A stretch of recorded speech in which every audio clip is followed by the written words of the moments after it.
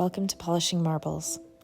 I'm Audrey, and on today's podcast, I'm going to be sharing with you an unexpected channel of love and comfort I received yesterday from Mother Mary herself, relating to grief, attachment, and allowing others to expand in whatever way they're needing to release into their own personal soul journey. She also spoke with me about this realm which has been lorded over by time and what it looks like to be of service to humanity from the, at times, excruciating experience of empathy and compassion. This channel floored me and had me sobbing in traffic. I hope it serves to comfort you as it did for me. Thank you for listening, and remember, you are your own guru. Look to your heart for your own truth, as love will always illuminate your path. Hello. This is a not thought out or scheduled podcast. This is something that came to me. And as you all know, I am a channeler. And oftentimes, though, I channel energies that are really familiar to me that I spend a lot of time with, like Osho, for example, or collectives, Arcturian collectives, or I will channel Hecate or Isis or some deity I've worked a lot with. And then there are some that are lesser familiar to me because they're not the frequency I work with. And when they show up, it's really it takes a moment because I recognize who it is and what's coming through. And because I'm not calibrated to that energy, sometimes it creates a lot of physical discomfort or emotion until I'm more acclimated to that energy. And while I can reach all frequencies, it's like clearing up a radio signal. And until it's cleared and I'm familiar with it, it does feel so intense that it can kind of floor me. So what happened yesterday was I've shared a little bit that I have parents that are elderly and both have dementia and a memory care unit. They live together and they've been married for 60 years. And my mom is blind and in a wheelchair. And both of them are in this painfully long goodbye process with the world. And I know when I worked in hospice, it was preparing me to experience what I'm experiencing now. And this has, in this intensity, been going on for about 4 years. And there are ebbs and flows with it as far as like what's being dealt with and how difficult it is, and wondering, is this an exit point? Is that an exit point? And then it may die down, it may not die down, it may get more chaotic. And there's kind of this feeling that happens when we're reaching another big hump in the roller coaster of this ride. I say we because my daughter's always beside me, and that's what was happening around this holiday season, was a big acceleration toward a potential exit. And that intensity is so emotional, and so difficult, in part because it's like always wondering when the shoe's going to drop, and in part because it feels like you've done this a million times before. And am I responding with something that is emergent, or is it just another one of those things that dies down? And it's really always hard to say. But there's new levels of awful we continue to discover. And I was reflecting upon this while I was driving yesterday, and I was intending to go make a visit to my parents at their facility, but after calling, realized that they were taking naps, and so I didn't want to disrupt them. I ended up instead taking a lovely hike in the snow, but I was really I was reflecting upon the difficulty that this has been and how emotional it is. And this energy swooped in without me anticipating it. Like it swooped in. I was doing kind of an audio diary because I don't have time anymore. So I was doing a voice note, kind of like an audio diary.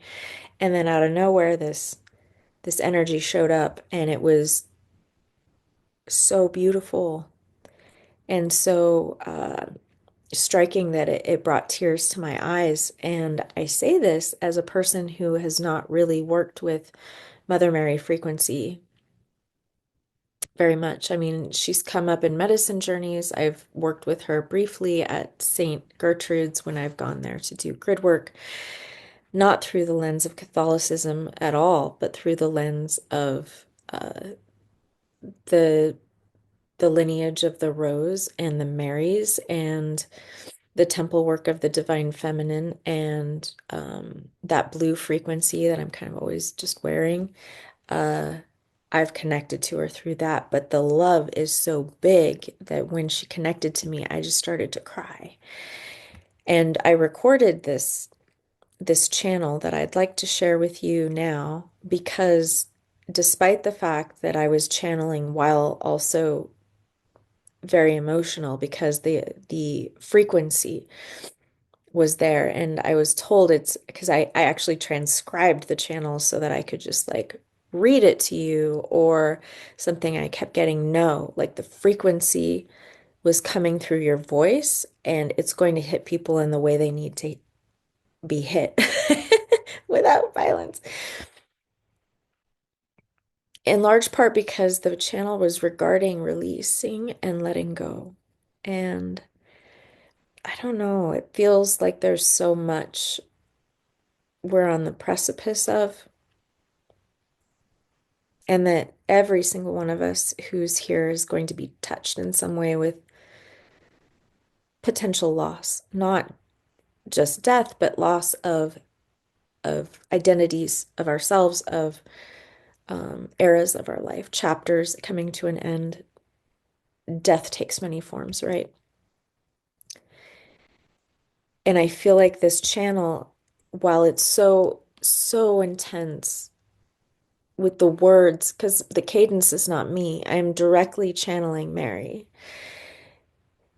The words are so beautiful and perfectly expressed to bring across a certain point to the receiver, who at the time was me.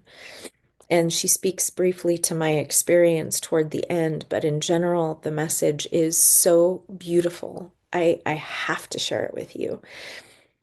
And you'll have to get through my tears. Um, but it's important for you to hear it. It's important for you to hear it. And I am choosing vulnerability to share it with you. Um, which, I get emotional when Osho hits me with certain frequencies as well. And this one was just all that frequency. So I really, really would ask that for anyone you know in your life who's experiencing loss, separation, the challenge of letting go and releasing, to share this with them because I felt tremendous comfort in receiving this in regarding my own situation. And my hope is that you will too. And it's not just promoting, yeah, let go, non-attachment, which is a thing that we all have to come to on our own, but it is a whole new understanding as to why that is and that it comes from absolute unconditional love. And so, with that, I will leave you with this beautiful message. And I hope that it hits you in a way that makes you feel more whole and that you understand more what you are able to face and that you save it so that you can listen to it in hardship as well, because I think it hits in new ways over and over. So thank you for listening, and please share with whoever it would benefit. I feel a real heavy maternal presence, like a divine maternal presence. Um, Daratia Sukotan, Nisha Shimota. It's the mother. It's Mary. It's making me cry. It's very strong. She doesn't usually show up for me. Wow. Thank you. I just feel this presence all over me, a strong presence. Por atita te piano, kis shkara I got it. This is She's saying just as a mother must detach from how she had to release her child. She had to release her child to his story of what he was going to become as a child and also a mother. I must release whom I love to what he is going to become. It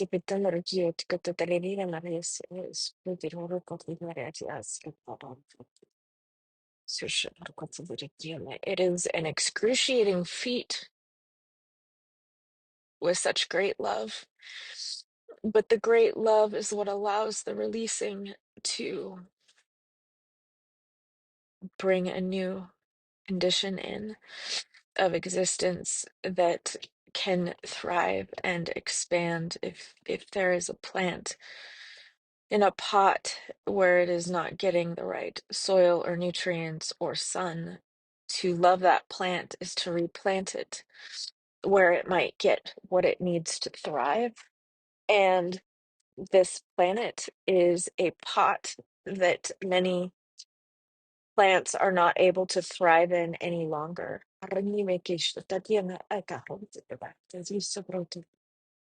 The physical nature of reality is illusory. There is no separation in the perception of time and space is what limits our understanding of unity. It is the release of that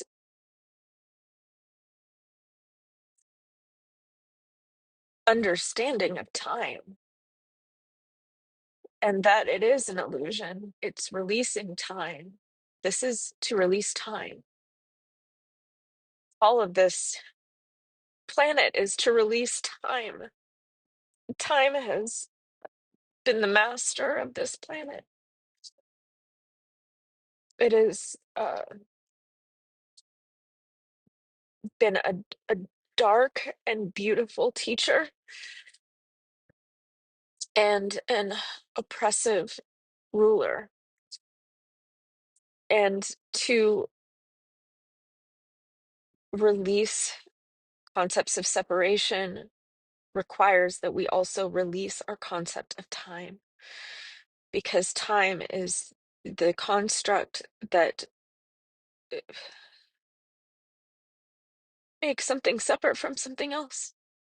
That one isn't two, and it is just in a box with one, and two is a separate box, and three is a separate box.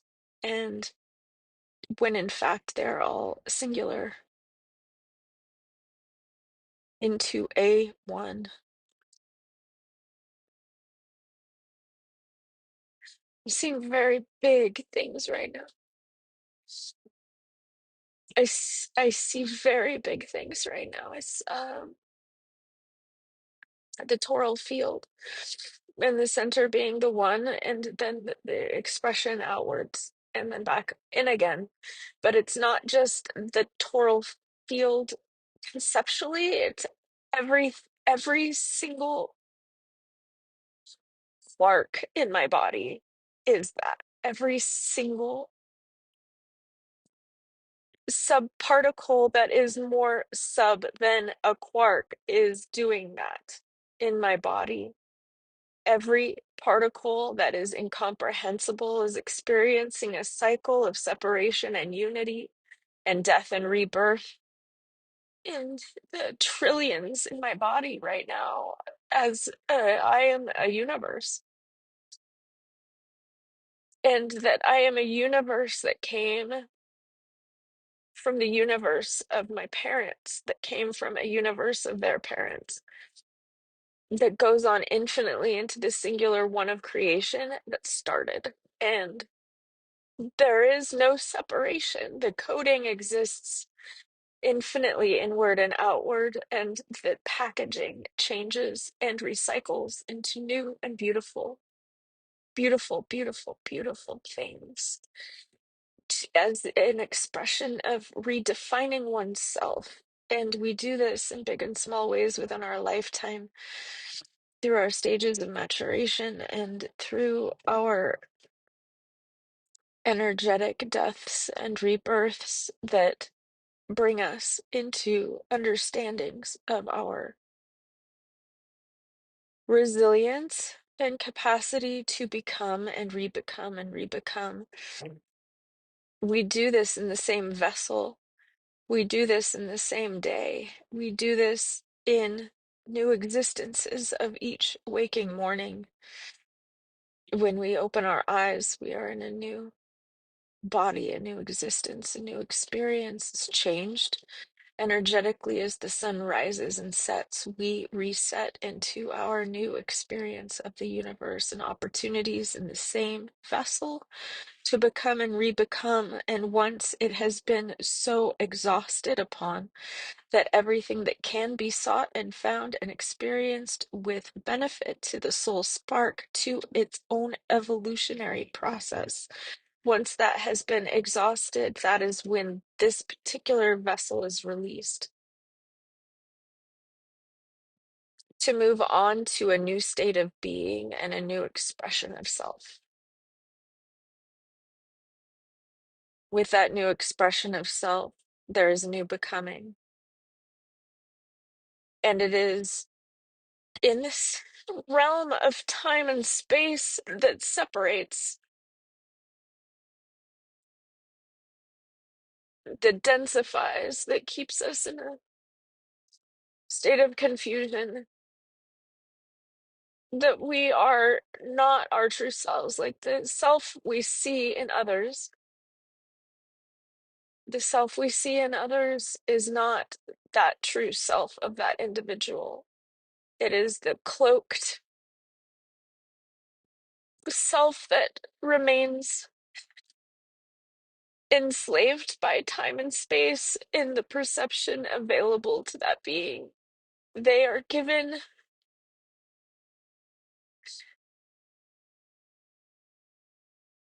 they're given the tiniest speck of sand within infinite beaches to mirror out and express a truth that is distorted from that knowledge that was agreed upon to be forgotten in order to remember once again, but it is not within contract for all to remember. In this realm, it is also in contract for people to suffer and remember elsewhere. But all are given the opportunity to evolve within their own freedom of will. But it is not within the control of outer forces to bring anyone into the state of knowledge beyond their own will, or it becomes distorted. It is for you to understand that at this juncture in your experience of this planetary expression of time and space that is needing healing, your experience within it was contracted and received by you to be experienced through the lens of awakening and to assist the planet in that healing and elevated vibratory state during the ascension process. But that does not in any way mean that it comes without the awareness of the pain For to have knowledge is to know the darkness that has held the planet in captivity, is to know the suffering of all other beings, is to know that they are all part of you and you are all part of them. And to see another suffer is an aspect of yourself from that unity, from that unified field of everything that is experiencing separation and is suffering. And you can feel that suffering within your knowledge and your awareness. And that is what potential you were contracted for, that you have accepted. It is what is intended to allow you accessibility to know what is worth fighting for in this realm. It is this, it is the cry of the suffering that brought you back from nirvana to leave no one behind on your mission. You came to retrieve those that are lost, and you are doing so with tremendous courage and compassion as you too experience the suffering in witness of their suffering.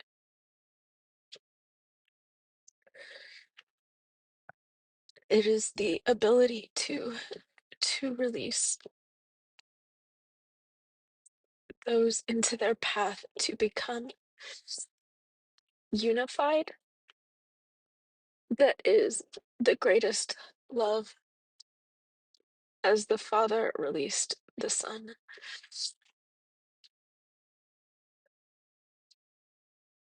as the Mother released the Son,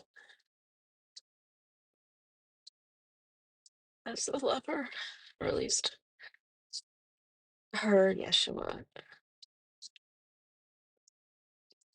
All love is to be able to release that great love for what is needing to become, to become.